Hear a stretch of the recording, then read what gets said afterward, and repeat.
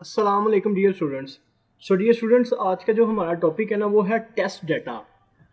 Test data क्या, थोड़ा सा मैं आपको बता देता हूँ, फिर हम इसकी वन बाय वन रीडिंग शुरू करते हैं और मैं आप एक एग्जांपल मैंने बनाई हुई है, इस एग्जांपल के ज़रिए मैं सारी जो इसकी टाइप्स है ना उनको एक्सप्लेन कर रहा हूँ।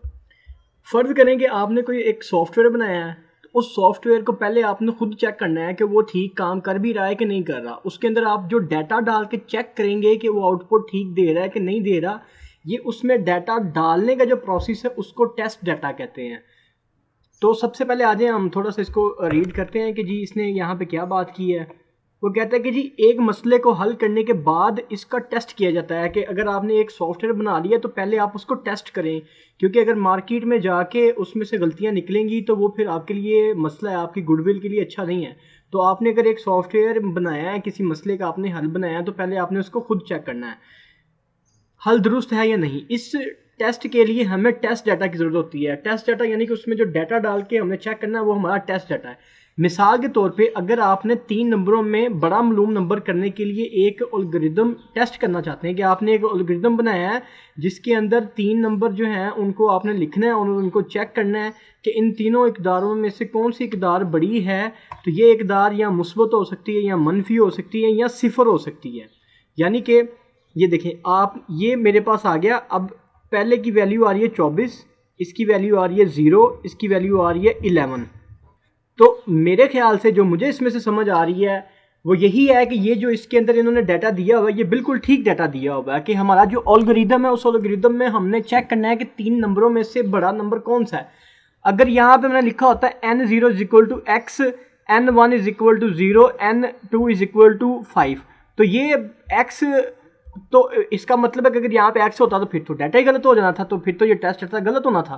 तो यानी कि उसने आपको बताया कि अगर हमने ये एक एल्गोरिदम लिखा है तो कुछ इस तरह के जो है ना वो उसके जो टेस्ट डाटा बनेगा। यानी कि टेस्ट डाटा तो जो ये हम 24, 0 और 11 लिख रहे हैं ये टेस्ट डाटा है हमारा, तो इसका टेस्ट डाटा ये बनना है। उसके बाद आ जाए टेस्ट डाटा की जी अहमियत क्या है। उसने इसमें बात की है कि अगर किसी ने किसी दूसरे के लिए एक सॉफ्टवेयर बनाया है तो उसको पहले चेक करना पड़ेगा, क्योंकि उसको जो चेक करना है उसमें से जो गलतियां निकालनी हैं वो उसको मज़ीद बेहतर करेगा। अगर, क्योंकि देखिए ये जो भी आपने सॉफ्टवेयर बनाया है वो किसी बड़े कारोबार में इस्तेमाल होना है, किसी एक बड़े बैंक में इस्तेमाल होना है। अगर वो आपकी कैलकुलेशन, आपके प्रॉफिट की वैल्यूज़ या किसी को इंटरेस्ट देने की वैल्यूज़ को गलत कैलकुलेट कर रहा है, प्रॉफिट देने को गलत कैलकुलेट कर रहा है, इससे तो उस कारोबार को नुकसान हो जाएगा। तो इसलिए टेस्टिंग की अहमियत बहुत ज़्यादा है। ये देखें यहाँ पे तो उन्होंने मेरे ख्याल से, ये देखें इधर उन्होंने कहा कि बड़ी बड़ी जो गाड़ियाँ होती हैं वो पहले ऐसे गाड़ी को दीवार में जाकर टकराते हैं, देखते हैं कि इसको क्या नुकसान हुआ है, एयर बैग इसका खुला है कि नहीं खुला। यानी कि इस लेवल तक जाके वो इसकी जो टेस्ट डाटा है वो कर रहे होते हैं अपनी प्रोडक्ट्स को लेके। यानी कि ये बड़ा इंपॉर्टेंट और बड़ा ज़रूरी ये चीज़ है। तो आई होप कि आपको ये थोड़ी सी इसकी बेसिक अंडरस्टैंडिंग मिल गई होनी कि टेस्ट डाटा क्या होता है। टेस्ट डाटा जो हम सॉफ्टवेयर के अंदर वैल्यूज़ डाल के चेक कर रहे हैं ना कि आया सोल्यूशन ठीक निकलता है कि नहीं निकलता, वो जो वैल्यूज़ डालने का प्रोसेस है उसको टेस्ट डाटा कहते हैं। अच्छा, अब आ जाएँ यहाँ पे ना टेस्ट डाटा की कुछ इकसाम है। टेस्ट डाटा की इकसाम, ये टेस्ट डाटा की इकसाम है, इनको हम बारी बारी पढ़ते हैं। ये देखें, फ़र्ज़ करें कि एक बैंक था, उस बैंक के लिए आपने एक सॉफ्टवेयर बना दिया है। पहले जी यहाँ से सॉफ्टवेयर स्टार्ट हुआ, यहाँ पे उसने कहा जी इनपुट नंबर दें, यहाँ पे यूज़र आता है अपनी अमाउंट लिखता है, यहाँ पे अपना रेट लिखता है, यहाँ पे नंबर ऑफ़ ईयर लिखता है। ये प्रोसेस चल रहा है और उसने बताया कि जी आपका जो प्रॉफिट बनेगा वो 40 रुपये बनेगा और ये डाटा एंड हो जाता है। अब देखें अगर इसमें कोई गलती होएगी तो ये तो बहुत नुकसान कर देगा बैंक का, तो इसमें तो गलती नहीं होनी चाहिए। अब ये जो प्रोसेस चल रहा है ये बिल्कुल फ़र्ज़ कर लेंगे, ये बिल्कुल ठीक, फ़र्ज़ नहीं करना, ये बिल्कुल ठीक ही चल रहा है इसकी। यानी कि अगर ये आप इस प्रोसेस के अंदर ये वाली वैल्यूज़ को पुट करते हैं तो इसका जो आंसर है वो 40 आएगा। तो ये इसको आपने ना जहन में रखना है। अब इस सॉफ्टवेयर को, ये जो हमने फ़र्ज़ कर लिया हमने एक सॉफ्टवेयर बना लिया, अब इसकी हम टेस्टिंग करने लगे हैं जी। अच्छा, सबसे पहले टेस्ट डाटा की इकसाम है, उसमें सबसे पहले आ रहा है दुरुस्त टेस्ट डाटा। अब दुरुस्त टेस्ट डाटा क्या होता है मैं पहले आपको यहाँ से समझा लूँगा, फिर आपकी बुक से भी जाकर रीड करूँगा बारी बारी इसको। तो पहले हम देखते हैं कि यहाँ पे दुरुस्त टेस्ट डाटा। अच्छा, अब देखें ये जो मैंने एक सॉफ्टवेयर बनाया है, अब इसमें जो अमाउंट है वो 200, रेट है वो 10%, ईयर है 2। यानी कि समझ ये आ रही है कि जो अमाउंट होती है उसको आप डिजिट्स में लिखेंगे ना, उसको आप अलिफ बे पे तो नहीं लिख देंगे ना, उसको आप एक्स वाई जी तो नहीं लिख देंगे ना, उसको आप जो है वो टमाटर तो नहीं लिख देंगे। उसका अमाउंट तो आप यहाँ पे 200 लिखेंगे, उसका कोई रेट होएगा 5% या 10%, वो आप किसी 1 साल के लिए 2 साल के लिए। यानी कि ये जो यहाँ पे मैंने डाटा लिखा है ना, ये डाटा बिल्कुल सॉफ्टवेयर के हिसाब से लिखा है। तो जब डाटा जो है वो सॉफ्टवेयर के हिसाब से लिखा जाता है ना, तो उसको हम दुरुस्त डाटा कहते हैं या वैलिड टेस्ट डाटा कहते हैं। आए इसको बुक से देख लेते हैं। पहले यहाँ पे वो कह रहा है कि दुरुस्त टेस्ट डाटा, ये यहाँ तक मैं पढ़ रहा हूँ, ये टेस्ट डाटा इस तरह की इनपुट पर मुश्तमिल होता है जो एल्गोरिदम के तकाज़ों के आइन मुताबिक होता है। यानी कि ये जो इनपुट की बात, वो नंबर हैं, वो 5, वो इनपुट है। यानी कि अगर वो जो इनपुट हम दे रहे हैं ना, वो सॉफ्टवेयर के या एल्गोरिदम के बिल्कुल ऐन मुताबिक है, तो उसको हम दुरुस्त टेस्ट डाटा कहते हैं। यहाँ पे उसने एक एग्जांपल भी दी है कि अगर फ़र्ज़ करें कि एक सॉफ्टवेयर बनना है जिसके अंदर हमने 1 से लेकर 100 तक की इकदारें लेनी हैं, और अगर हमने 1 से 100 तक की इकदारें ली हैं, तो इसका मतलब है कि हमने बिल्कुल उसकी आइन मुताबिक जो सॉफ्टवेयर बना था जिसके लिए, वही हमने वैल्यूज़ दी हैं। तो ये हमारा जो डाटा हम कर रहे हैं ना, ये दुरुस्त टेस्ट डाटा है। अच्छा, उसके बाद जो नेक्स्ट आ रहा है ना, वो आ रहा है ना दुरुस्त टेस्ट डाटा। ना दुरुस्त टेस्ट डाटा के अंदर उसने बताया है कि ये टेस्ट डाटा एल्गोरिथम के तकाज़ों के हम आहंग नहीं होता। ये इसलिए भी ज़रूरी है कि देखा जाए कि एल्गोरिदम गलत इनपुट के लिए क्या रवैया अपनाता है और सारफ को दुरुस्त इनपुट देने के लिए क्या पैगाम देता है। यानी कि ये इस तरह भी किया जाता है। अब फ़र्ज़ कर लें, मैं उसी पेज पे जाता हूँ। अगर मैं अपने इस सॉफ्टवेयर में आता हूँ, इसकी जो दुरुस्त वैल्यूज़ हैं वो 200, 10 और 2 हैं।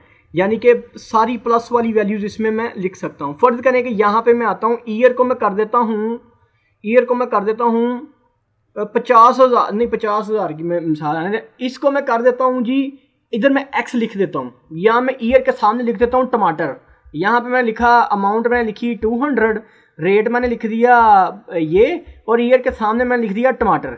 यानी कि एक अजीब ही चीज़ मैंने लिख दी है, यानी कि मैंने डाटा ही गलत दे दिया है। तो हमने देखना है कि अगर मैंने यहाँ पे कुछ गलत डाटा दिया है तो फिर ये आंसर तो गलत आना चाहिए ना।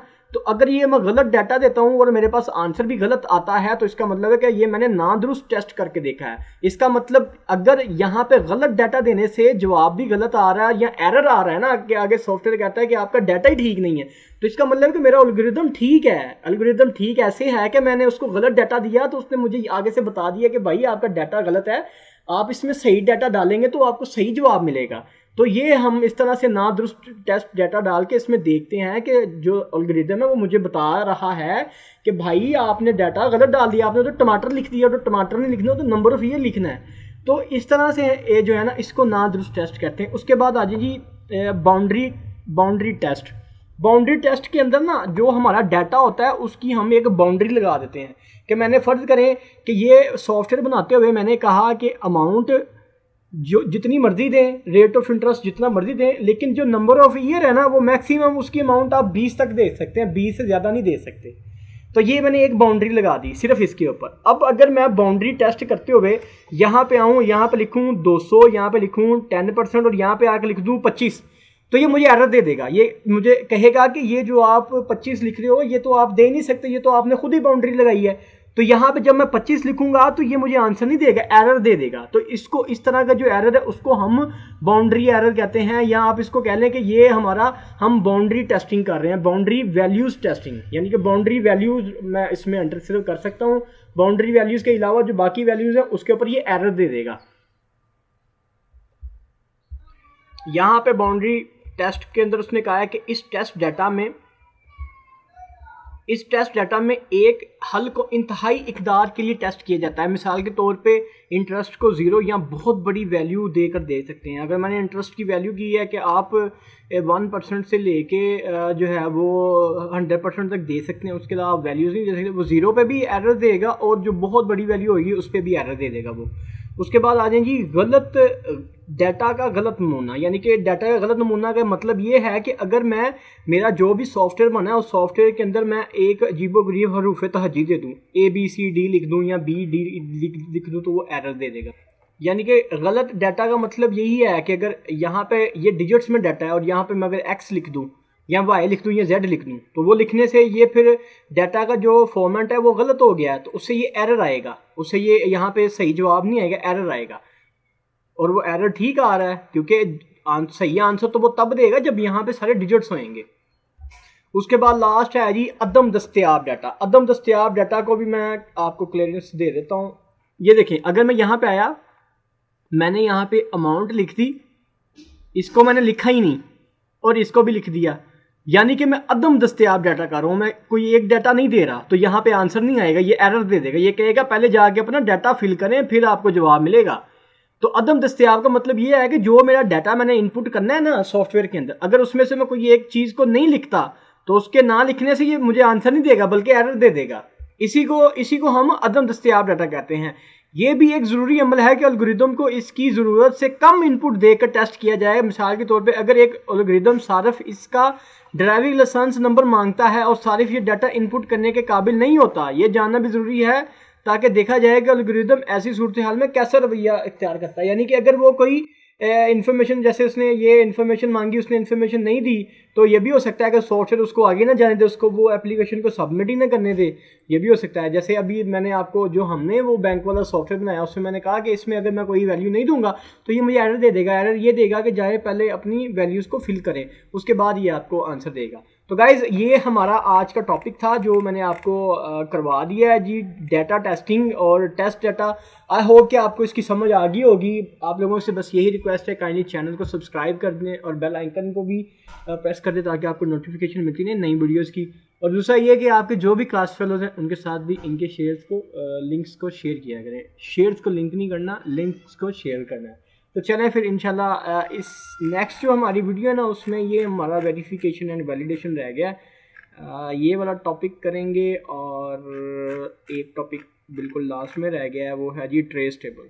तो ये 2 टॉपिक करने के बाद हमारा जो चैप्टर है वो कंप्लीट हो जाएगा। तो चलें फिर इंशाल्लाह नेक्स्ट वीडियो में आपसे बात होती है। अल्लाह हाफिज़।